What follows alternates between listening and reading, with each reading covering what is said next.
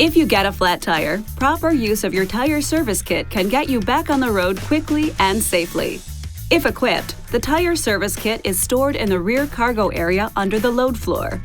If you do experience a flat tire, pull over to a safe location and turn on your hazard lights. Position the tire that needs inflating so that the valve stem is located near the ground. This will allow the tire service kit hoses to reach the valve stem with the tire service kit flat on the ground. Screw the clear flexible filling tube to the tire valve. Insert the power plug of the electric compressor into the vehicle power outlet socket. Push the tire service kit power button on. The kit will activate and the sealant and air will inflate the tire. Inflate the tire to a minimum of 26 psi or 1.8 bar.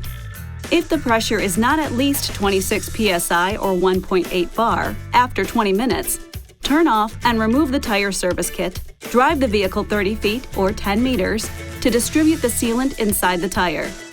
Repeat the inflation process.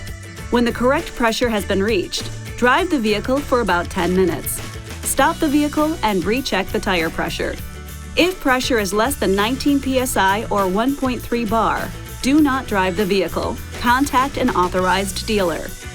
If the pressure is at 19 psi, 1.3 bar or above, repeat the inflation process to reach the correct tire pressure and continue driving.